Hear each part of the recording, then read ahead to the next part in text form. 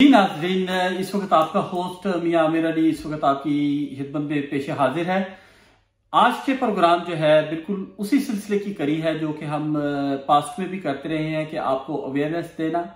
और आज के प्रोग्राम में जो हमारे मेहमान हैं उनका नाम है डॉक्टर अब्दुल हफीज, जो कि एप्स यूके के सीईओ और फाउंडर भी हैं। पास्ट में भी उन्होंने बहुत अच्छे प्रोग्राम किए और हम तक बहुत यूजफुल जो है इंफॉर्मेशन जो हमको दी ताकि पब्लिक उससे फायदा उठा सके। तो आज के प्रोग्राम में भी हम इनसे दरख्वास्त करेंगे कि ये जो है मुख्तलिफ सब्जेक्ट के ऊपर अपनी जो है एक्सपर्टीज के मुताबिक अपनी एडवाइस कर सकें और लोगों को अवेयरनेस दे सकें।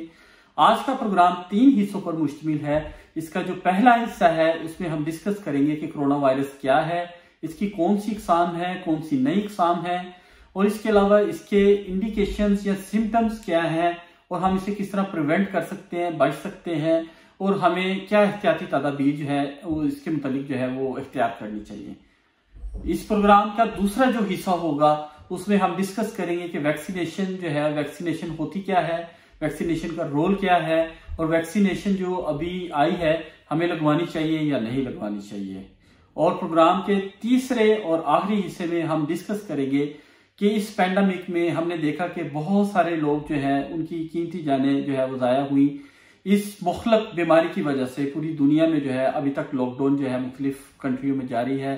तो तीसरे प्रोग्राम में इन तमाम चीज़ों के बाद कि इंसानी सेहत के ऊपर और ख़ास करके जहनी कैफियत के ऊपर इसके क्या असरात जो है मुरतब हुए हैं और हो सकते हैं, और हमें किस तरह इससे बचना चाहिए। और इसके साथ साथ अगर डॉक्टर साहब कोई अपना पब्लिक मैसेज देना चाहे तो उस पर गुफ्तगू करेंगे। तो जी डॉक्टर अब्दुल हफीज साहब, आप बताना पसंद करेंगे प्रोग्राम के पहले हिस्से में कि ये जो कोविड-19 है क्या, कोरोना वायरस है क्या, इसकी कौन सी इकसाम है और किस तरह इससे बचा जा सकता है। जैसे आपने देखा कि कोविड वायरस जो है उसे भी दुनिया में फैलते हुए तकरीबन 1 साल का अरसा हो चुका है। इस दौरान हमने काफ़ी कुछ इस वायरस के बारे में सीखा है। जब ये फर्स्ट टाइम चाइना से हमें इंफॉर्मेशन आ रही थी तो हमारा ख्याल ये था कि ये वायरस ज़्यादातर कांटेक्ट से फैलता है, कि अगर किसी मरीज की कोई सेक्रीशन या हाथ से वायरस अगर आपका डायरेक्ट हाथ टच करेगा तो फिर फैलेगा। लेकिन अभी जो रीसेंट या ओवर द ईयर हमें जो ज़्यादा इसके बारे में समझ आई है कि ये वायरस हवा में भी फैलता है, which has made it quite more complicated. जी, जहाँ तक इनके कोविड वायरस के साइंस एंड सिम्टम्स का ताल्लुक है, ये वही हैं जो हमें शुरू से मिले थे। ज़्यादातर लोग जो इससे मुतासर होते हैं उन्हें तेज़ बुखार होता है, उसके साथ साथ उन्हें ड्राई खांसी होती है जो कि बहुत शदीद किस्म की है। इसके अलावा लोगों का टेस्ट जो है या उनकी सेंस ऑफ स्मेल वो चेंज हो जाती है। और जो चौथी चीज़ जो हमने देखी है वो एक्सट्रीम टायर्डनेस है। ये तो इसके क्लासिकल फीचर्स हैं। इसके अलावा कुछ एटिपिकल फीचर्स भी हमें नज़र आए हैं। फॉर एग्जांपल कुछ लोगों को ये डायरिया की सूरत में प्रेजेंट करता है, कुछ लोग इसके साथ डिफरेंट रैशेस अपीयर होती हैं उनकी, जिस तरह फिंगर टिप्स या टोज के ऊपर। अभी रिसेंटली हमने देखा कि ये ज़ुबान के ऊपर भी मतलब अपना जो है इन्फ्लेमेशन के साइन छोड़ के जाता है। आपने देखा कि काफ़ी जो नए स्ट्रेन्स कुछ वायरस के भी सामने आना शुरू हो गए हैं। तो उसमें सबसे पहले जो स्ट्रेन सामने आया था वो यहाँ लंदन से, यूके से मतलब सबसे पहले वहाँ पे डिटेक्ट हुआ था। तो जो नए स्ट्रेन हैं, इसके अलावा बाकी मुल्कों में, साउथ अफ्रीका में एक डिफरेंट स्ट्रेन मिला है, ब्राज़ील में कुछ मतलब मुख्तलिफ स्ट्रेन्स मिल रहे हैं। तो ये वायरस वक्त के साथ साथ अपनी जो हैत है वो चेंज करता चला जा रहा है।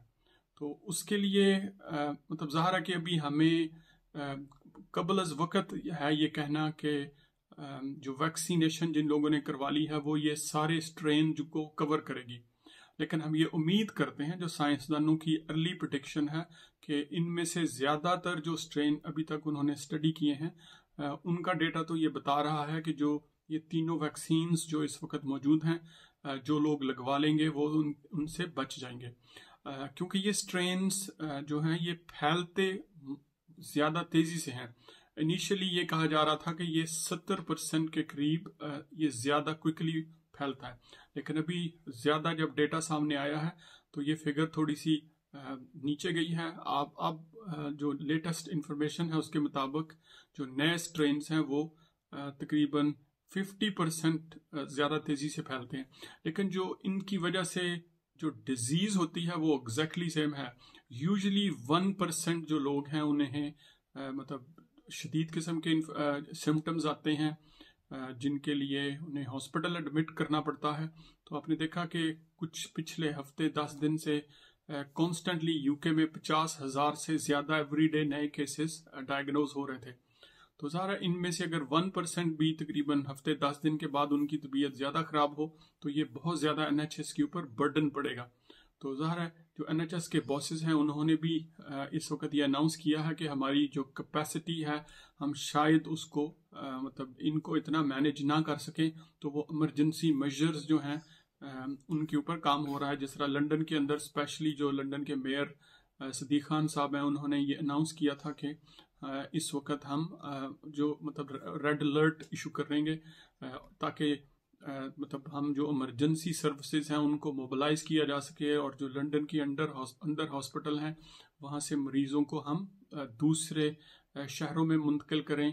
बल्कि जो यहाँ के हेल्थ सेक्रेटरी ने ये कहा था कि जो लंदन के कुछ मरीज या कोविड के पेशेंट जो स्टेबल हो जाएं हम उन्हें शायद होटल्स के अंदर कमरे लेके वहाँ पे मूव करें। तो ये एक्सट्रीम मेजर्स हैं। तो ये मेजर्स ये बताती हैं कि ज़ाहिर के हेल्थ सिस्टम अंदर बहुत ज़्यादा प्रेशर के है। तो इसमें सारी जो हमारी कम्युनिटी है या जो लोकल कम्युनिटी है हर एक का ये फ़र्ज़ बनता है कि वो जो SOPs हैं उन्हें फॉलो करें, मेक श्योर करें कि ये इन्फेक्शन कंटेन रहे, ना फैले। अगर आपके घर में किसी को इन्फेक्शन हुआ है तो आप ज़ाहिर है कि अपने आप ही आइसोलेशन में चले जाएं। जो भी मतलब जो भी कानून है उसे आप फॉलो करें, क्योंकि अगर आप केयर नहीं करेंगे तो ज़ाहिर है कि फिर वायरस फैलता चला जाएगा और हम मज़ीद बहुत ज़्यादा जो जानें हैं वो खो देंगे।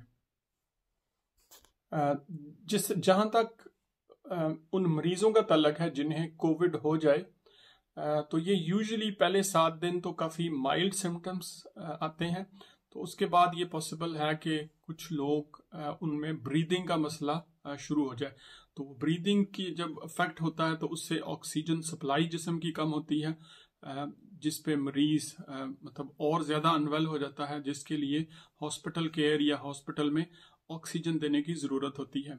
तो हमारी एक ऑब्जर्वेशन में ये भी आया है कि बहुत से लोग जब वो उनकी तबीयत ज़्यादा ख़राब होती है तो वो हॉस्पिटल जाना रिफ्यूज़ कर देते हैं। तो ज़ाहिर है कि अगर आप हॉस्पिटल आपकी ऑक्सीजन लेवल कम है, एम्बुलेंस घर आई, उन्होंने चेक किया और वो आपको एडवाइस कर रही हैं कि आपको हॉस्पिटल जाने की ज़रूरत है, तो उस वक्त हॉस्पिटल जाना ही आपके लिए बेहतर है।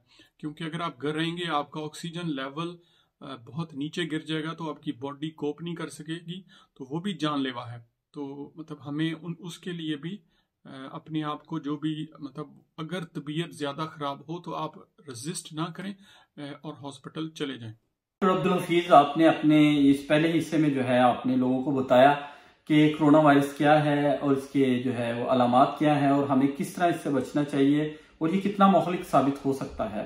तो नाज़रीन, अभी थोड़ी देर में हम दोबारा हाजिर हो रहे हैं अपने दूसरे पार्ट में, जिसमें डॉक्टर अब्दुल हफीज जो है आपको वैक्सीनेशन के मुतालिक बताएंगे और ये भी बताएंगे कि अगर आपकी कोई रिजर्वेशंस हैं तो उनके मुतालिक उनकी क्या राय है। तो बराए मेहरबानी हमारा चैनल सब्सक्राइब करना मत भूलें, TV49 न्यूज़। इसके अलावा इसको शेयर करें और लोगों तक पहुंचाएं ताकि लोगों तक अवेयरनेस हो सके। हो सकता है कि आपका ये मैसेज किसी की जान बचाने का सबब बन सके। तो अपनी दुआओं में याद रखिएगा। Miyan Aamir Ali, Manchester, UK। Because we are already working on vaccination and the awareness of the vaccination, and we are trying to be in the different languages to take the scholars, doctors and the community activists to trying to convince the people, because the conditions are very worst at the moment, and unfortunately every day we are losing someone, our beloved one, which is at the moment is very painful. So I would like to request all of you, please follow the SOPs and follow the government instructions, and if you get a chance for vaccination, please go out and do the vaccination. And I would, what would you like to say at the education? I think from the Manchester BME Network, we're very, very pleased to support your organisation.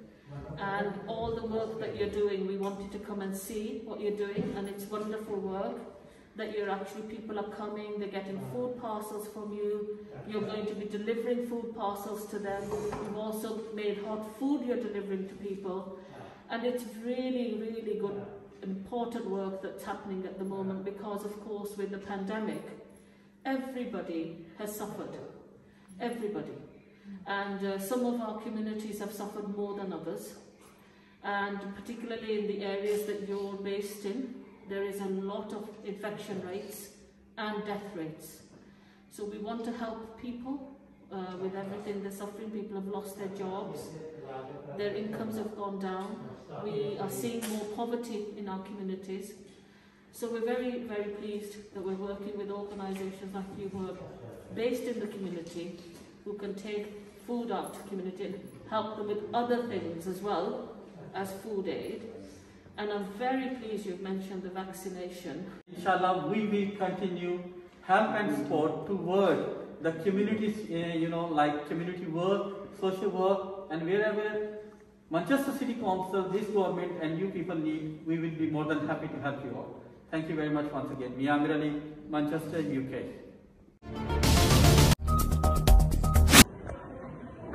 Hi, this is a message for TV49 News. My name's Vicky. I'm the clinical lead at one of the vaccination centres in Longside, and we just want to say a really big thank you for providing us with the food for our volunteers and for our staff. It's really, really appreciated. We're having vaccinations for up to 700 people a day here, and we've got lots of staff working, lots of people giving up their free time. So it's brilliant that you were able to support us, to support our volunteers. So thank you very much. My name is Karen. I'm one of the doctors here at the Jane Centre doing the COVID vaccines. Welcome to my pod. I've got my vaccine station all set up here. My lovely stickers to give to our fantastic patients. Just want to say thanks so much for the food that you've donated. Much appreciated. Mia Amir Ali, TV49 News, Manchester. नमस्ते, सत श्री अकाल, केम show के महाजन। आज मैं आपसे एक बात करना चाहता हूँ, वो ये है कि कोविड सिचुएशन जो है वो इस मुल्क में और पूरी दुनिया में 1 साल से ज्यादा हो गया है, और इसका कोई ऐसा हल नहीं निकल रहा कि जिससे हम इस पे काबू पा सकें। और अब ये है कि जो हमारे पास एक अपॉर्चुनिटी है कि जो वैक्सीन इस वक्त मौजूद है वो लेना इस वक्त बहुत जरूरी है। आप उससे अपने आप को, अपने इर्द गिर्द के लोगों को, अपनी फ्रेंड्स और फैमिली को, सबको बचा सकते हैं। मुझे पता है बहुत सारी कंस्पिरेसी थ्योरीज जा रही हैं, इस वक्त चल रही हैं, वीडियोस भी आ रही हैं, लेकिन आप प्लीज अपने आप को बचाएं, इन कंस्पिरेसी थ्योरीज पे मत जाएं। और मिलियंस ऑफ पीपल जो हैं उन्होंने ये वैक्सीन ऑलरेडी ले ली हुई है। तो मैं अर्ज करता हूं आपसे, मैं गुजारिश करता हूं आपसे कि आप जब आपकी बारी आए आप ये वैक्सीन जरूर लें और अपने आप को भी बचाएं, NHS को भी बचाएं और अपने इर्द गिर्द जो लोग हैं आपके उनको भी बचाएं। बहुत शुक्रिया। Mia Amir Ali, TV49 News, Manchester. We are here today outside the vaccination centre at the Jen Community Centre in Longside, where a COVID vaccination clinic is set up. Thank you for the food. Anytime, whenever you need anything, a part of that.